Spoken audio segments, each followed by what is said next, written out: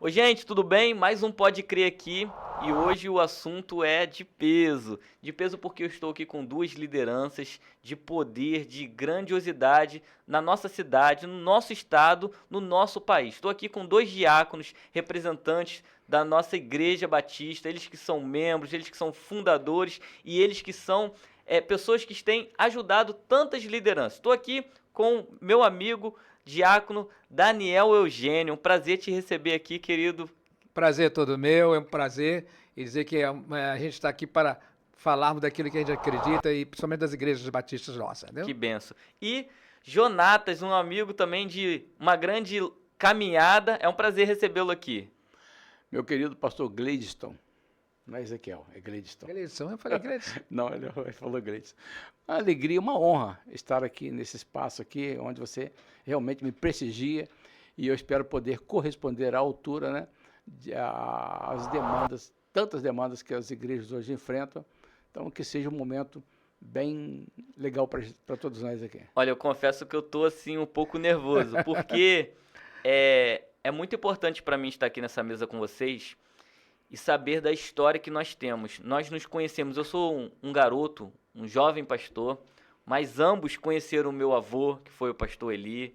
Vocês conhecem o meu pai, né, o Muito. pastor Alonso, e através do meu pai e do meu avô eu os conheci, foi o nosso vínculo, e nós temos tido essa caminhada.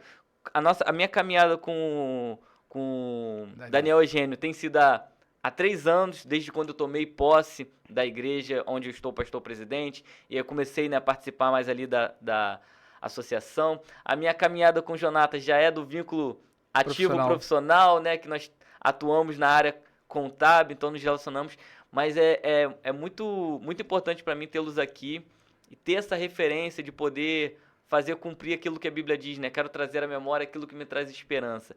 É muito bom eu poder lembrar do meu avô, lembrar do meu pai, lembrar dos legados que eles deixaram como família e poder estar nessa mesa aqui compartilhando esse conhecimento que vocês têm de sobressalência para compartilhar com a gente. Então, vem com a gente que a gente já vai começar aqui o nosso MesaCast, nosso podcast com muito conhecimento. Daniel Eugênio, né? Ele é dentista, cirurgião dentista, viajou para fazer cursos até internacionais, se especializou, é um homem público, também foi deputado, atuou Constituinte. na Constituição do Estado do Rio de Janeiro. Constituição. Então, assim, fala pra gente um pouquinho dessa tua história aí. Como é que foi você se tornar um cirurgião dentista? Como que você ingressou no ambiente político e como que você tem atuado hoje?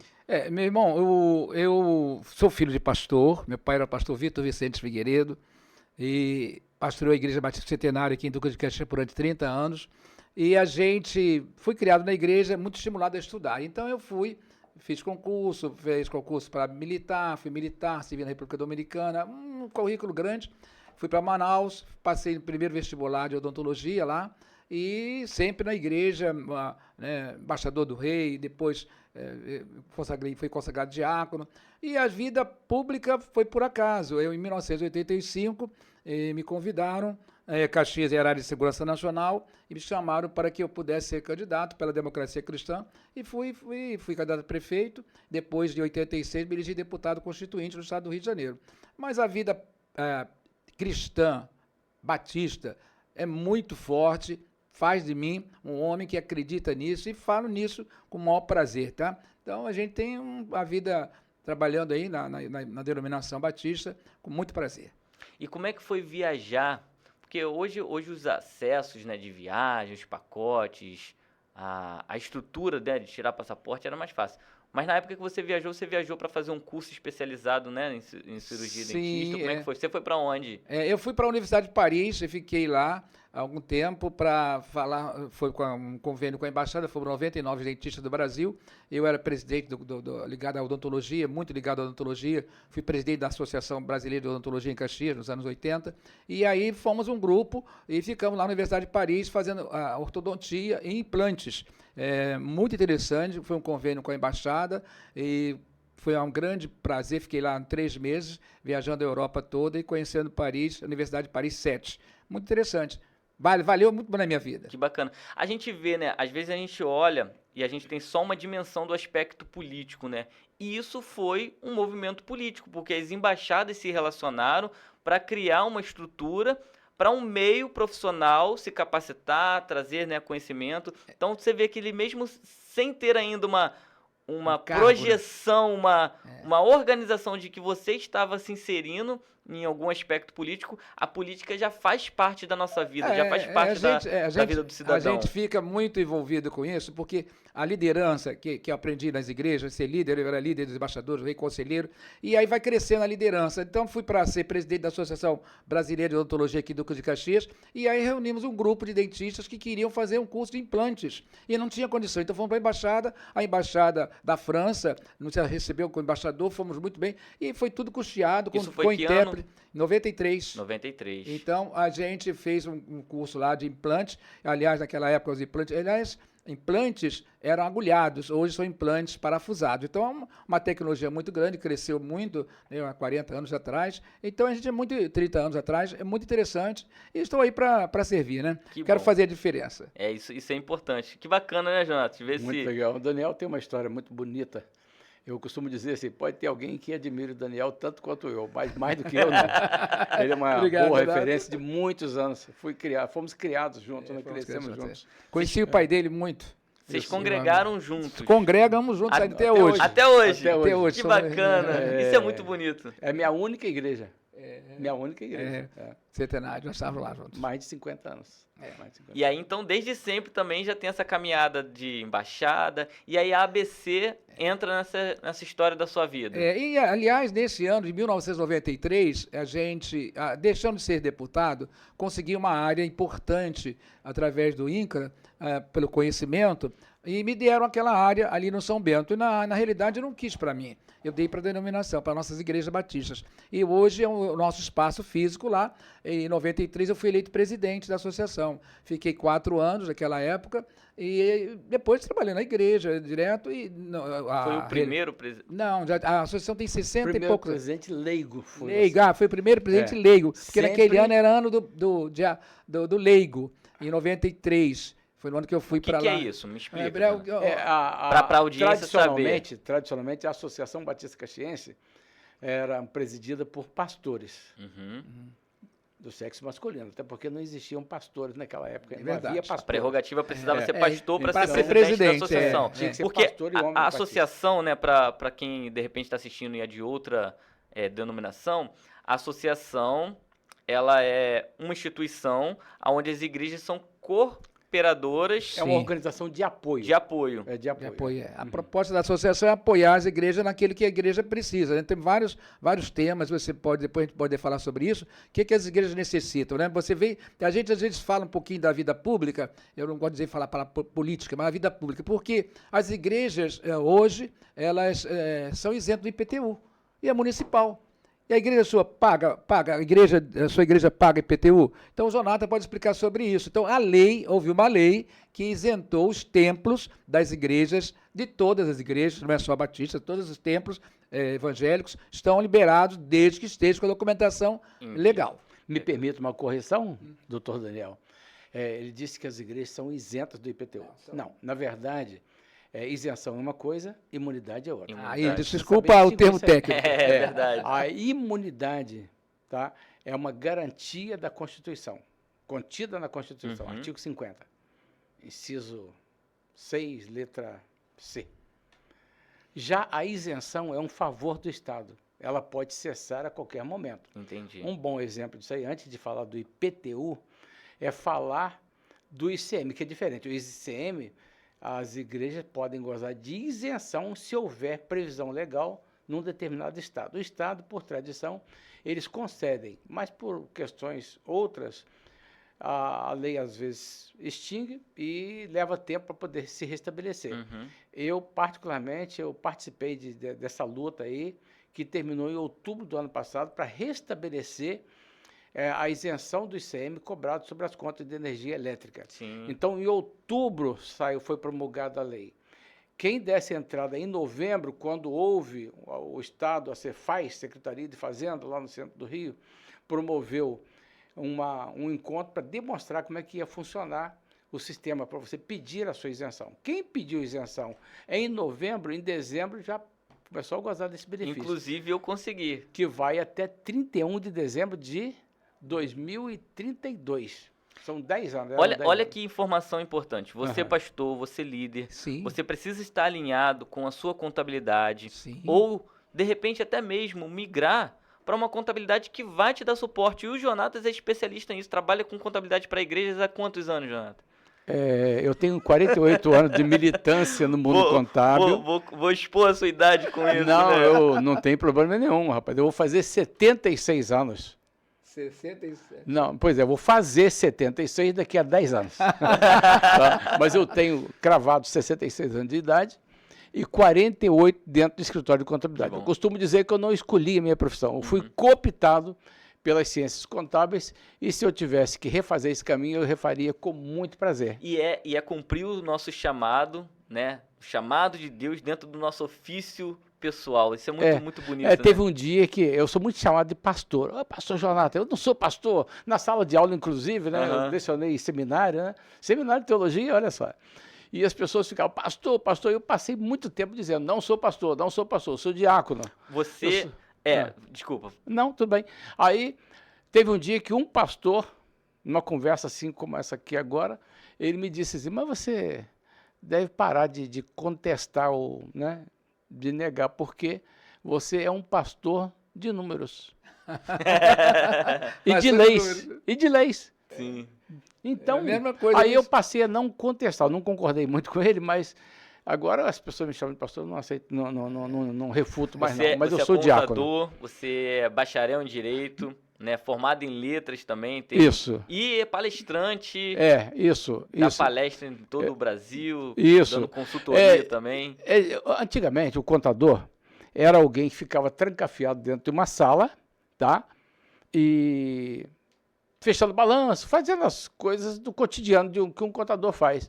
Ele tinha pavor de exposição.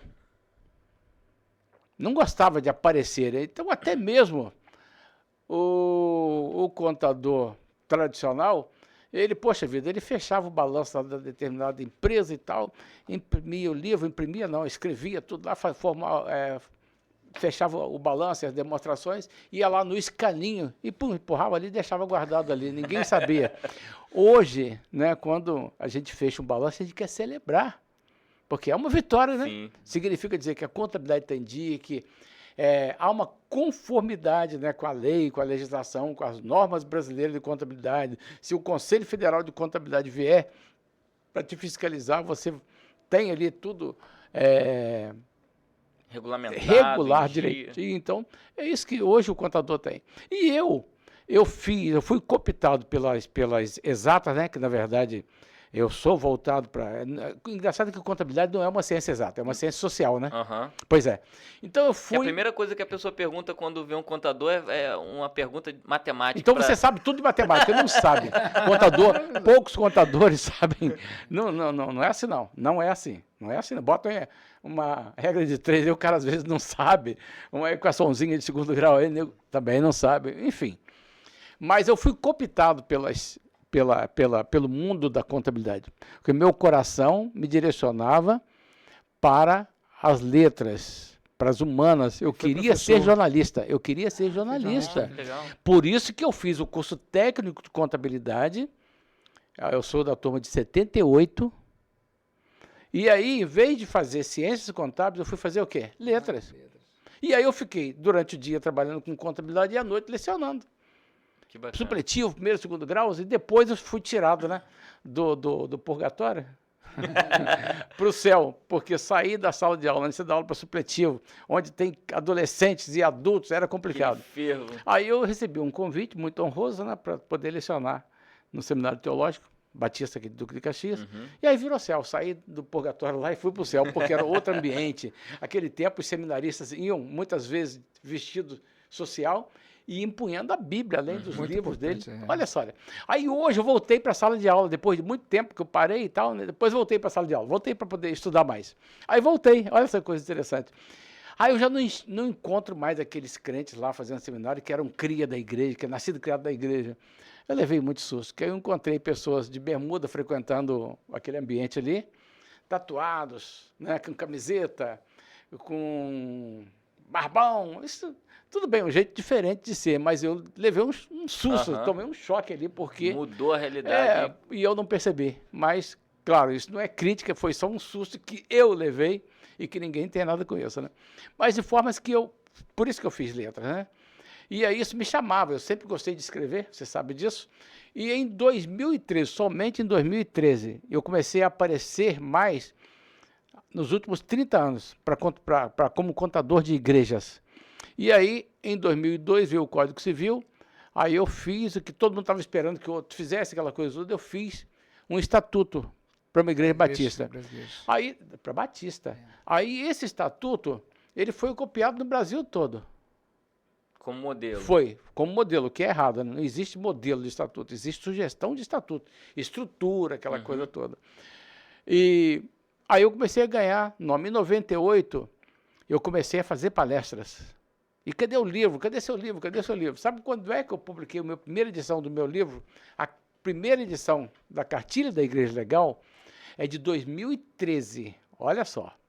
Tinha 64 páginas. Agora, eu tenho essa obra aqui contendo 200 páginas e com 11 mil exemplares distribuídos, fora os e-books da vida aí, que são milhares e milhares e milhares. Então, me dou feliz com isso. Então, praticamente... falta acesso para o líder, para o pastor que precisa Sim, tem aqui. Eu não fui ainda criticado. E até lamento, porque eu estou muito sozinho. Eu queria, já tenho estimulado outros profissionais para poder fazer o que eu faço, porque, com todo respeito, nós não temos essa literatura aqui. Não temos essa literatura aqui, o Brasil não tem.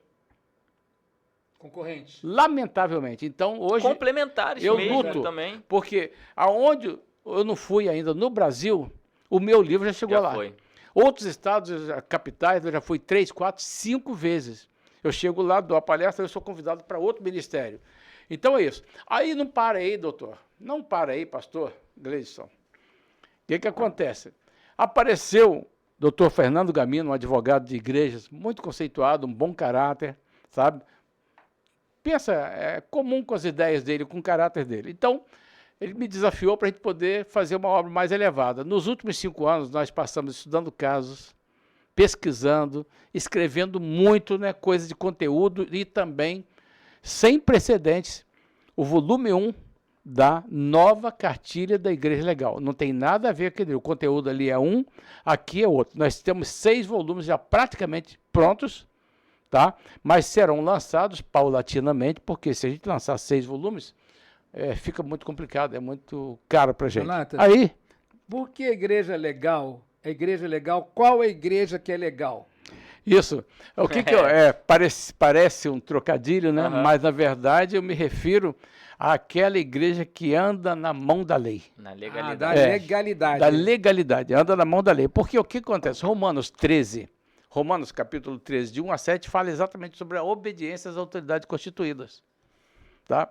Então, se você for ajuizado, tá?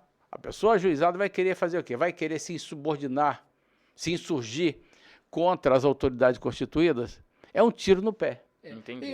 Deixa eu dizer aqui, pastor, a gente das igrejas está vivendo aqui o dia a dia, e as leis vão mudando, Jonathan. E eu achei muito interessante a sua atuação, porque as leis vão mudando. A cada momento, como agora, 2015, parece que houve no Brasil uma reforma que atendeu as igrejas. Nós temos vários problemas, por exemplo, da igreja receber doação governamental. Quem pode receber, quem não pode. E a ação social que a igreja faz. A igreja hoje faz a maior ação social na sociedade. E aí gasta dinheiro, faz muito trabalho. Então, você com esse livro, você consegue estar atendendo a legalidade neste momento, não é isso? Eu costumo dizer que uma das entidades que ainda gozam de maior credibilidade são as organizações religiosas, a igreja. Então, o Estado não vai onde vai a igreja. Eu ia falar isso agora. Não vai. A igreja ela consegue chegar aonde o Estado tem poder e competência e não chega. Por exemplo, estive aqui com o Leandro Marques, né, que foi o desenvolvedor do trabalho que acabou com a Cracolândia aqui em Caxias. O Estado tinha poder de ação, mas eles faziam num dia, na outra semana tinha tudo de novo lá. E a igreja chegou com um papel social, religioso, acolhedor, orientador, e começou a trabalhar com as pessoas ali, né? De conscientizar, de buscar a natureza da condição do indivíduo que estava ali em situação de rua, começou a levar para centro de recuperação, começou a conduzir as pessoas para os seus lares, porque muitas pessoas que estão na rua por fatores e por realidades diferentes. Mas eles acabam virando uma comunidade de apoio porque a necessidade é a mesma, acolhimento. Sim. Né? Pelo objetivo errado. Então o Estado não conseguia resolver. E aí o trabalho social da igreja, o trabalho, né, objetivo de uma estratégia junto com uma pasta, foi conduzindo gradativamente. Hoje a gente não tem mais a Cracolândia onde tínhamos aqui em O que eu acho interessante por uma ação da igreja. E a legalização disso, a atuação jurídica, pelo menos a legalidade, isso que o Jonatas trabalha.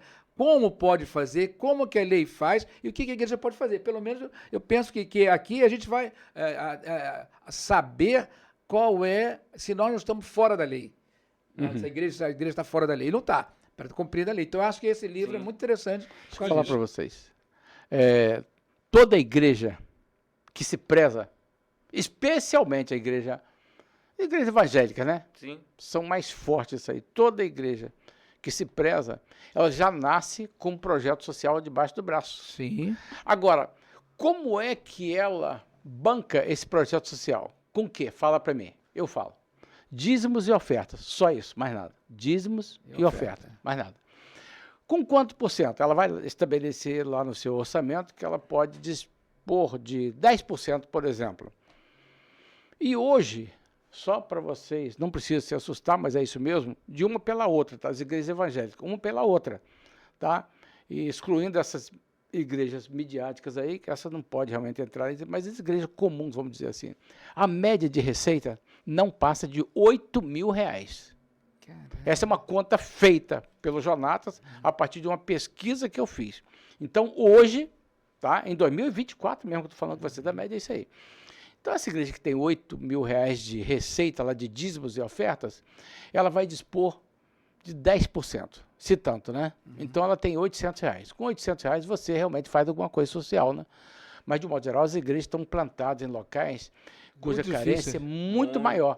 Então, eu costumo dizer o seguinte, essa lei foi a lei que estabeleceu o marco regulatório das organizações da sociedade civil no Brasil. Ela veio, primeiro, não contemplando as igrejas. Então, um ano depois, inseriram as igrejas. E eu costumo dizer que o que eles fizeram foi o seguinte, eles reconheceram que eles tinham deixado de fora as organizações mais importantes, as organizações mais eficazes na realização de trabalhos sociais.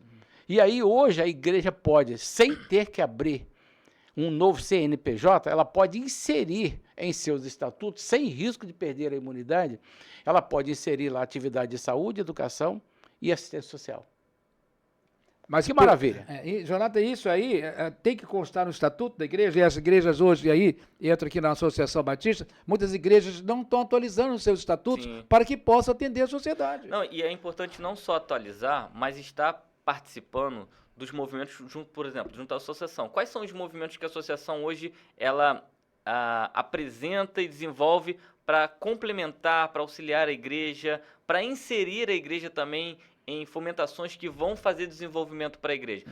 Você estava agora renovando, né, o seu mandato, né, foi reeleito. E aí tem uma dificuldade jurídica aí, que é a ata, que é a regulamentação disso, porque, embora já estava como presidente, né, se tornou a reeleição, aí precisa do auxílio, né, da diretoria, do Jonatas. Como é que foi essa transição e quais são os caminhos que a associação tem projetado aí para...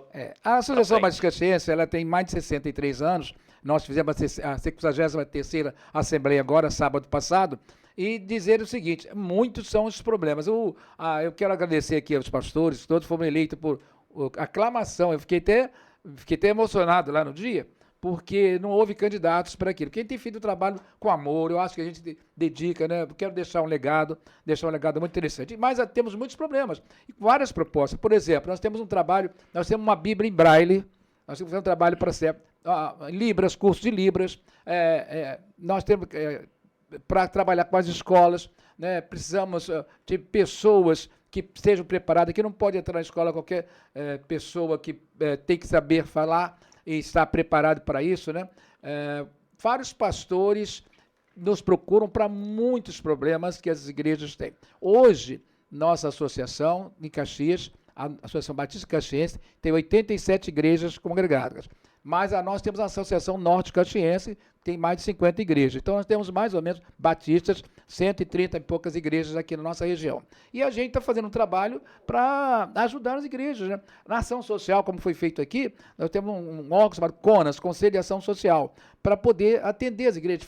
A gente faz trabalho de ação social. Muitas igrejas a gente vai com documentos, aplicação de flúor, no meu caso, jurídico, muitos detalhes que a gente faz um dia com aquela igreja, com um grupo de pessoas que estão dispostas das igrejas. Ação social para as igrejas. Uhum. Então a gente tem um trabalho muito grande nesse sentido. Jonatas, assim, explica pra gente de uma forma técnica, mas também mais didática. Né? A demonstração técnica e a demonstração didática de como é a aplicação e qual a diferenciação da igreja, a Igreja Batista, e a Associação Batista. Como que elas se fundamentam e como que elas interagem juridicamente. Qual é a composição? Que diferencia uma da outra? É fácil. Não é difícil, é fácil. A igreja, o templo de qualquer culto, local de aglomeração de pessoas para adorar o Deus Criador, promover a comunhão entre os crentes e tal. O templo de qualquer culto é uma coisa. Esse tem a garantia plena constitucional de que goza da imunidade. As organizações de apoio a que me referi agora há pouco, ou também pode ser chamada de organização para-eclesiástica, são essas organizações. Por exemplo, a Associação Batista Caxiense é uma igreja? Não. Mas é uma organização religiosa? Ela tem todo o jeito de organização religiosa, não é isso? Mas ao pé da letra há controvérsias, tá? Porque ela não é uma organização, tanto assim que tem parecer e solução de divergência lá emitida pela Receita Federal sobre essa questão. Mas não há martelo batido ainda. E aí eu pergunto, se a Associação Batista Caxiense não é uma organização religiosa, ela é o quê? É o quê? Vocês que são contadores, vão dizer pra gente o que então a gente insiste, e vai insistir enquanto for possível, né? Porque ela é uma organização religiosa para fins fiscais, por que não?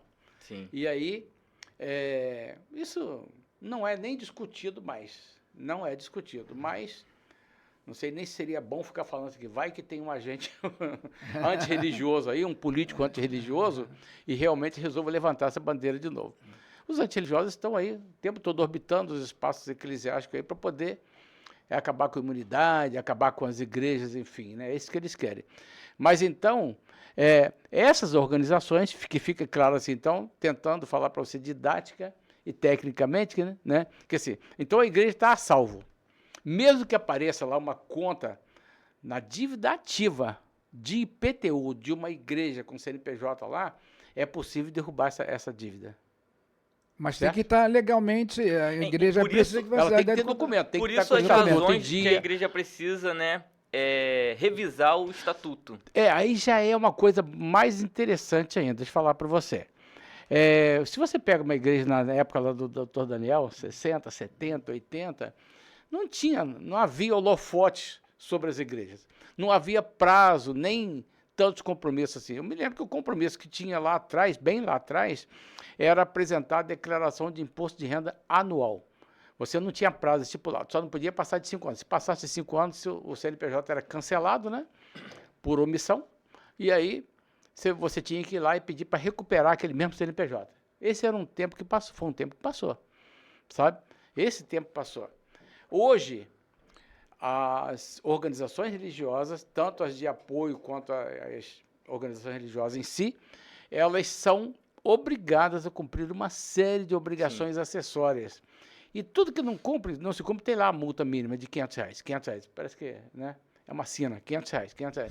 E de 500 em 500, meu amigo, vocês imaginem. Imagina você que uma igreja que se legaliza hoje, obtém o seu estatuto, seu CNPJ, ato de fundação, se cadastra tudo direitinho nos órgãos fiscalizadores. e vira as costas para o fisco, não faz nada, não faz a contabilidade, Olha, não apresenta as declarações. eu peguei esse problema. Pegou, né? Eu assumi uma igreja que estava com 7 anos de condição inativa. Eu tive que regularizar o CNPJ, Sim. aí teve que regularizar a contabilidade, aí teve que regularizar as atas que estavam todas atrasadas. Então, assim, cada ata era 400 e pouco. Isso, Então, isso aí. Para eu registrar minha ata de posse, eu tive Aham. que registrar a ata de posse do último pastor que não tinha feito, Aham. para fazer a ata dele de saída, para fazer a minha ata de posse. Então, só aí foram 3 atas. Mas, Olha pastor, é só. interessante hoje aqui chamar uma atenção dos que estão nos ouvindo, para que aqueles que pertencem a uma igreja evangélica possam estar lembrando desse detalhe. Esse problema que o irmão passou, muitas igrejas têm esses problemas. Muitas. Nós temos aqui hoje em Caxias 7 igrejas sem pastores. 7 igrejas sem pastores. E fomos ver o estatuto. Levei até para o Jonathan. Estatutos que não estão registrados, estatutos da igreja totalmente que não conseguem resolver a organização. Esse é o que eu estou pensando, um estatuto manuscrito. Manuscrito, impressionante. Então há uma chamada aqui, nesse momento, para os membros da igreja. Por que não podemos mandar legalmente? O próprio membro da igreja pode solicitar. Comissão ética, diretoria, o vice-moderador. O que é? Eu queria pedir licença Sim.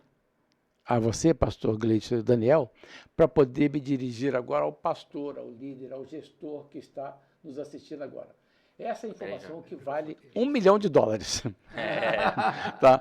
É o seguinte, hoje... Rapidinho, a gente costuma dizer aqui assim, você quer um conselho ou você quer uma mentoria? O conselho é de graça. A mentoria? A mentoria paga. Normalmente a pessoa fala assim, eu quero conselho, aí a gente dá o conselho. Compra a mentoria. Você, pastor, você, líder, esteja inserido em palestra, em conhecimento. E o conselho está sendo de graça, e conselho de ouro. Então não perca isso, porque senão depois você vai ter que comprar a mentoria. Deixa eu falar para vocês, pastores que estão me assistindo aí, leve muito a sério isso aí. Depois certamente ele vai fornecer meu telefone, meu WhatsApp.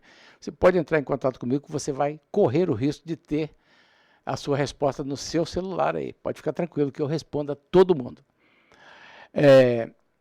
As igrejas hoje não têm a faceta das igrejas de antigamente. Me perdoem, talvez eu seja agressivo agora, mas eu quero dizer para você que a sua igreja, toda igreja, tem um lado terrivelmente empresa. Não se distingue empresa de igreja. Para o fisco, igreja é só mais um CNPJ. Então, deixa eu falar para você, não existe lugar para amadores, nem mesmo no espaço eclesiástico. Vou repetir, não existe lugar para amadores, nem mesmo em espaços eclesiásticos. Uma igreja que se preza hoje, ela tem que cuidar bem da sua gestão, dos controles internos, e cá entre nós, vou te falar uma coisa que eu acho que ninguém te falou ainda. Toda igreja que se preza precisa fazer o seu planejamento estratégico. Do contrário, em pouco tempo, ela estará apenas cumprindo expediente, desculpa a expressão de novo, falida, e ninguém vai perceber isso. Até o dia que talvez apareça uma criança, e como naquela fábula que diz lá, mãe, olha lá, o rei está nu. É a hora que você vai acordar e ver assim, poxa, eu matei a igreja do Senhor. E isso vai ser um pecado que você vai ter que responder por ele, diante do Senhor. Falei? É isso aí. E a gente saiu agora, né, da fase, né, da declaração de imposto de renda, todo mundo, né? E a igreja também tem essa inserção aí na vida do pastor. Deixa eu falar com o pastor de novo, deixa. Fala, pastor. Ô, pastor, você por acaso ganha acima de R$ 2.260 e a igreja faz a sua retenção de imposto de renda na fonte e, por conseguinte, você faz o seu imposto anual e já caiu na malha fina? Já, né? Fala que já, fala que já. Não caiu, não? Caiu? Pois é. Todo mundo cai, ou quase todo mundo cai. Por quê? Existe uma discrepância criada, não sei por quem, que assim, o que acontece? A igreja paga ao pastor, remunera, o pastor não é salário que o pastor ganha. Ganha pré-benda, pode ser côngrua, pode ser renda eclesiástica, pode ser sustento ministerial, pode ser até óbulo. Óbulo nada mais é do que uma expressão de origem latina que significava pequena oferta. E traduzindo para vulgata aqui, esmola. Tá? Então, infelizmente, algumas igrejas ganham valores assim bem modestos e tal, mas não é isso que eu quero falar. E não quero também ofender ninguém. O que eu quero dizer é o seguinte, que muitos pastores caem na malha fina quando apresentam a declaração. Apresentou a declaração no dia 29, aí vai lá no dia 30 ver se foi processado, está na malha. Por que está na malha? Porque a igreja não é obrigada a recolher o INSS do pastor. Diz a lei que o pastor, enquanto estiver no seu ministério, ele é contribuinte obrigatório da Previdência Social, do INSS, pelo valor por ele declarado. Aí tem uma tabela lá que o INSS divulga todo ano, que existe o piso e o teto para você recolher. O mínimo que você pode recolher e o máximo. Então vamos pensar aí, tem 11%, que é um regime simplificado, mas vamos pensar nos 20% aí que te dá o direito pleno para aposentadoria, tempo de contribuição, aquela coisa. O simplificado não te permite se aposentar por tempo de contribuição. Tem umas diferenças aí, umas distinções. Então, quando o pastor vai fazer o recolhimento, ele tem que saber o seguinte, é ele que é o responsável pelo recolhimento dele. Não é a igreja. Se a igreja o fizer, estará fazendo por mera liberalidade, bondade, são chamados benefícios, que tem que incorporar ali aos ganhos dele para poder oferecer o montante dos seus ganhos à tributação do imposto de renda. Isso para fim de imposto de renda na fonte. O INSS é pelo valor por ele declarado. Ele pode declarar, pagar o INSS de um salário mínimo por mês e pode pagar o teto, que hoje é em torno de aproximadamente R$ 1.600, para ele se aposentar bem, que hoje seria uma aposentadoria de R$ 7.000, se ele conseguisse contribuir pelo teto. Isso não acontece. Mas o que eu quero dizer não é isso. Eu quero dizer que quando o pastor recolhe, e aí ele vai lá no imposto de renda, quando ele está fazendo o imposto de renda, tem um campinho lá que diz contribuição para a Previdência Social, lá recebido de pessoas físicas. Ele vai e coloca lá. A Receita não aceita. O que ele tem que fazer? Ele tem que pegar aquele valor, os comprovantes do INSS dele pago, mês a mês, informar a contabilidade autorizada pela fonte pagadora, que é a igreja. Aí sim, porque esse INSS dele não passa pela contabilidade da igreja. Mas existe uma instrução da Receita Federal, instrução normativa da Receita Federal, que diz que ele deve colocar lá na DIRF, informar isso na DIRF. Então, lá, recebido de pessoa jurídica, hipoteticamente, 60 mil no ano, retido da fonte, 2.353, e tem lá um campinho lá chamado contribuição previdenciária, ou previdência oficial, que ele somou lá os valores e vai dizer, olha, eu paguei R$ 2.850, hipoteticamente. Aí tudo bem, a declaração dele não vai cair na malha fina. Pastor Gleidson, de ouro, hein? Gleidson, a gente pode fazer um simpósio. Acho que eu convidar você para ser o promotor do grande simpósio com a Associação Batista Caxiense para pastores, para esse tema, que é um tema importantíssimo, que cuida da aposentadoria, que cuida do pastorado. Eu acho interessante. Estou fazendo um desafio aqui, o Jonathan como palestrante, você também como também nessa área. A gente pode fazer com a Associação Batista, nós temos um espaço grande com ar-condicionado e fazer um grande encontro para explicar isso às igrejas, não só a Igreja Batista, todas as igrejas evangélicas, que nós podemos ter um grupo muito grande lá, está colocado à disposição do irmão. Que bacana. Bacana, né, Jana? Viu? Desafiador, hein? Tô te falando. Vou pedir vocês para deixar aqui as informações pessoais, sua, Daniel, também da associação, onde as pessoas podem encontrar, qual o canal de comunicação, né? E assim a gente vai tendo interação. Depois o Jonathan também, né? Sim. Fala sobre o seu livro, sobre o seu escritório. Sim. E como que as pessoas podem se conectar. Daniel?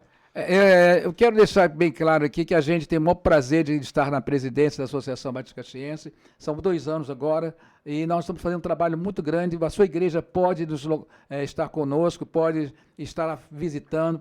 Temos várias igrejas, nós tivemos agora recentemente o encontro da Juventude Batista Caxiense, 400 jovens, tem lugar para jogos, espaço para estar lá. Nosso endereço é Rua Wilson Barroso, 19, São Bento, atrás da Felduc, ali muito, muito importante, os irmãos podem ir lá.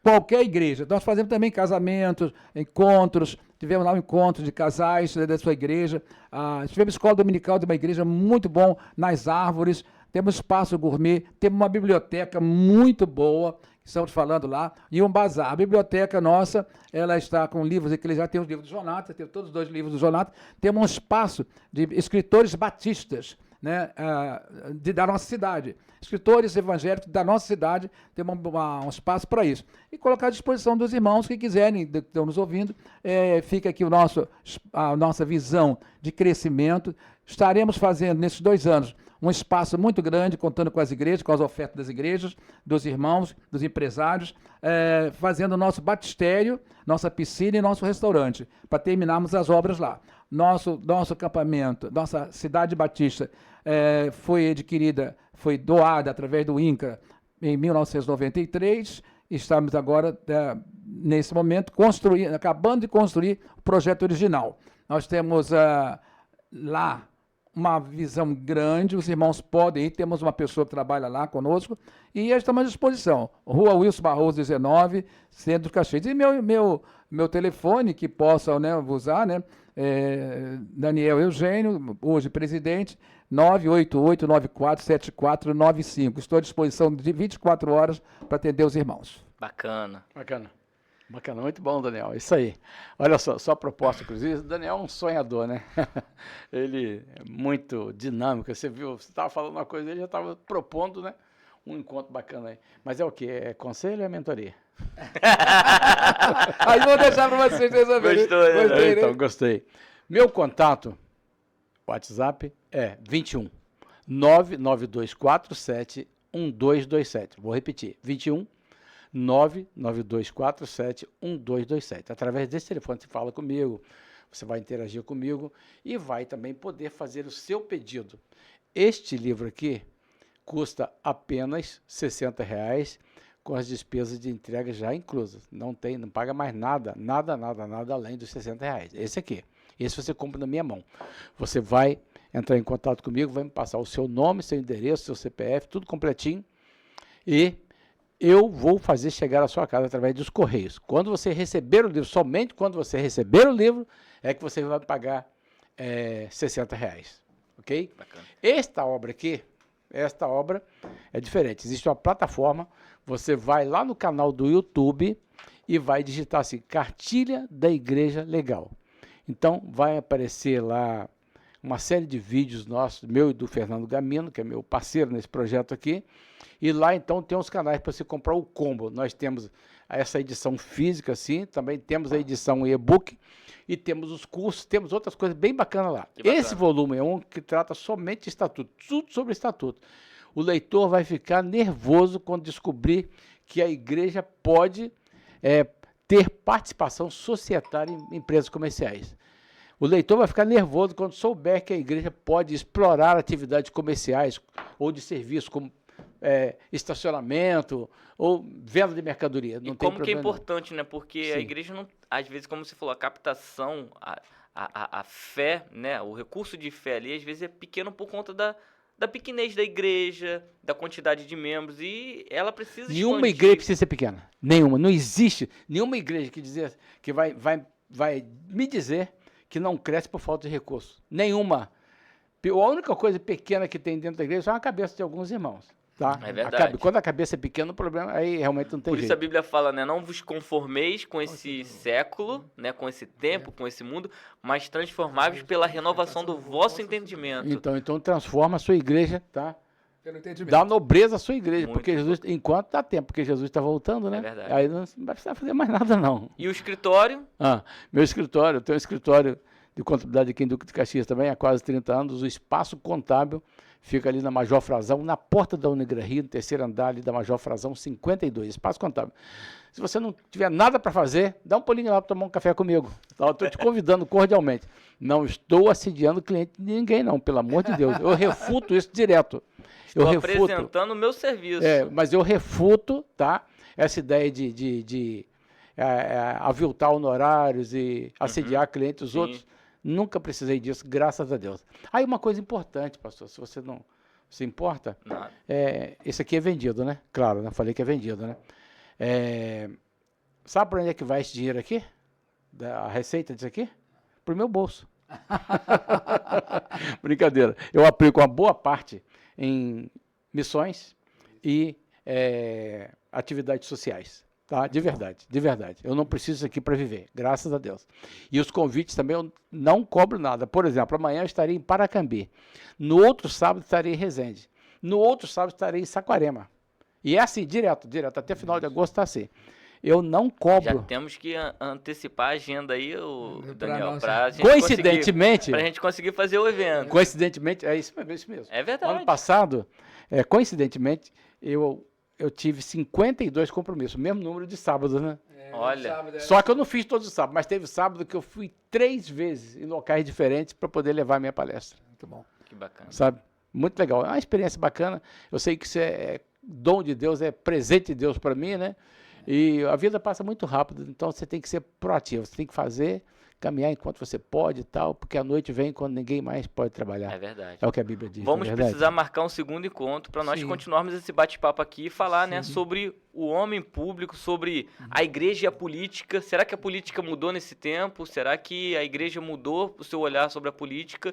E como nós precisamos nos comportar, entender e ter responsabilidade quanto isso? Queria agradecer vocês, Muito obrigado. né, por estarem aqui compartilhando dessa riqueza de conhecimento.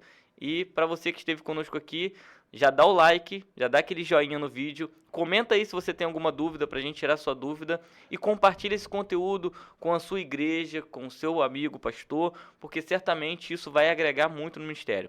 Obrigado mais uma vez, Jonatas. Obrigado. Eu que Daniel agradeço, meu amigo. Um prazer, foi uma grande honra estar aqui com você. E parabéns, tá, pela forma como você conduz esse programa aqui, esse Pode Crer. Isso aí, pode crer. Pode crer. Vem com a gente. Forte abraço, gente. Até a próxima.